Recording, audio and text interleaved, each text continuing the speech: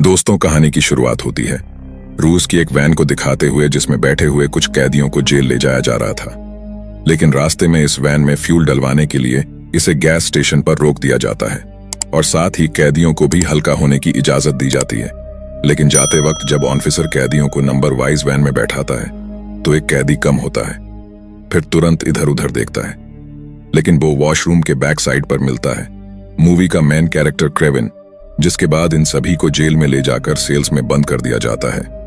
अब अगले दिन जब क्रेविन एक्सरसाइज कर रहा होता है तो जेल के कुछ बदमाश आदमी क्रेविन को अपनी दादागिरी दिखाने लगते हैं, लेकिन क्रेविन इन्हें ही सबक सिखा देता है। इस मारपीट के बाद इसे जेल के हेड सेमन के सामने पेश किया जाता है, जो पहले से क्रेविन को जानता था। सेमन क्रेविन से कहता है कि यह जेल जल्द ही तुझे सुधार देगी। तभी क्रेविन जमीन पर शेर का सर रख देता है, जिसकी स्किन से कारपेट बनाया गया था। यह देखकर क्रेविन गुस्से में कहता है कि तुम्हें शिकार करना शोभा नहीं देता, कहीं कोई एक दिन तुम्हारा शिकार ना कर ले। यह सुनकर सेमन क्रेविन पर हमला कर देता है और क्रेविन शेर के दांत से सेमन को जख्मी कर उसकी जान ले लेता है। इसके बाद क्रेविन जेल के पुलिस से बचते बचाते छत पर पहुंच जाता है। ना तो इस पर पुलिस की रोक टोक का कोई असर होता है और ना ही गोलियों का बड़ी फुर्ती से क्रेविन जेल की ऊंची दीवार को फांद कर दूसरी तरफ आ जाता है, जहां इसका दोस्त हेलीकॉप्टर में इसे बैठाकर यहां से दूर ले जाता है। यहां बड़ा खुलासा होता है कि क्रेविन असली कैदी नहीं था, बल्कि ये खोए हुए कैदी की जगह आया था और साइमन को मारकर यहां से भाग गया। यहां से कहानी पास्ट में शिफ्ट होती है, जहां हम 12 साल पहले क्रेविन और उसके छोटे भाई दिमित्री को स्कूल में देखते हैं। इनके फादर निकोलाई इन्हें लेने आते हैं और इन्हें लंदन से न्यूयॉर्क ले जाने लगते हैं। रास्ते में निकोलाई इन्हें बताता है कि तुम्हारी मदर की डेथ हो गई है। काफी समय से वह मेंटली अनस्टेबल थी और उन्होंने खुद को ही खत्म कर लिया है, जिसका कसूरवार क्रेविन निकोलाई को ही मानता है, क्योंकि अगर निकोलाई ने अपने बिजनेस से ज्यादा फैमिली पर ध्यान दिया होता तो आज इनकी मदर इनके साथ होती। हालांकि निकोलाई इसे भगवान की मर्जी बताता है और साथ ही यह भी कहता है कि आज मैं तुम दोनों को अपने साथ शिकार पर ले जाने वाला हूं। इसके बाद हम कैलिप्सो नाम की एक लड़की को देखते हैं जो अपनी नानी के साथ बैठी थी। यह अपनी नानी की तरह टैरो कार्ड रीडर बनना चाहती थी। इसके लिए नानी से 3 कार्ड और एक कांच की बोतल देती है, जिसमें एक जादुई नुस्खा था जिससे किसी के भी जख्म भर सकते हैं, यहां तक कि जान तक बचाई जा सकती है। यह नुस्खा पीढ़ी दर पीढ़ी चल रहा था, जो अब कैलिप्सो के पास आ गया था। इधर हम निकोलाई को देखते हैं, जिसे आज शेर ना मिलने पर वो एक हिरण को मार देता है, क्योंकि निकोलाई एक शिकारी था और इसका यही काम था। आज रात यह लोग यहीं टेंट लगाकर रहते हैं और दिमित्री अपने भाई को मिमिक्री करके दिखाता है। दिमित्री के पास यह पावर थी कि वह किसी की भी आवाज को कॉपी कर सकता था। यह देखकर क्रेविन भी काफी खुश होता है। अगली सुबह होते ही ये लोग शिकार पर निकल जाते हैं और तभी यहाँ एलेक्सी नाम का एक शिकारी निकोलाई से मिलने आता है और इसके साथ पार्टनरशिप करने की बात करता है। लेकिन फेमस शिकारी निकोलाई इसके साथ काम करने से मना कर देता है और इंसल्ट करके यहाँ से इसे भगा देता है। इस बातचीत के दौरान दिमित्री और क्रेविन जंगल में काफी दूर चले जाते हैं और अचानक इनके सामने एक शेर आ जाता है।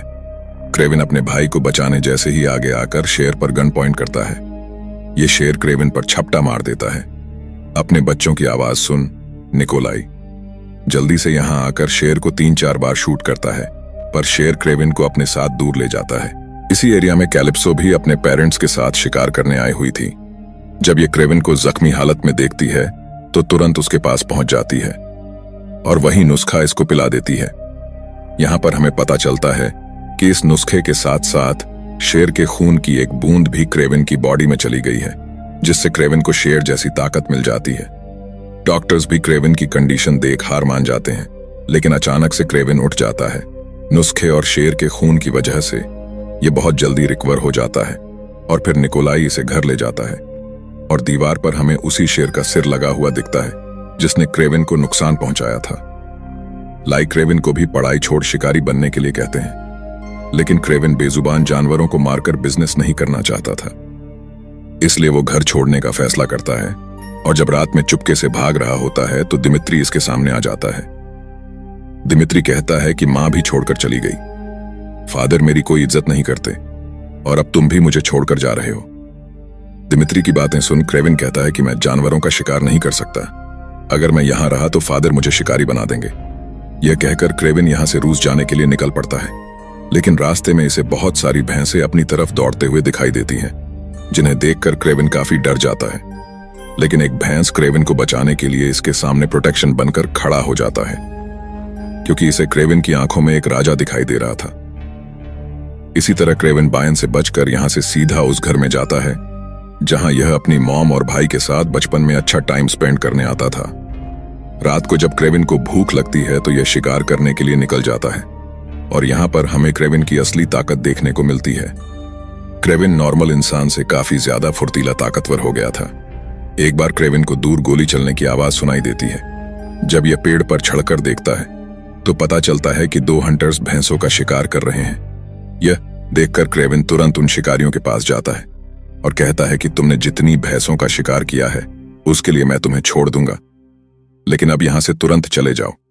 यह सुनकर शिकारी हंसने लगते हैं और मारने के लिए बंदूक तान देते हैं, लेकिन क्रेविन इन दोनों को बेरहमी से मार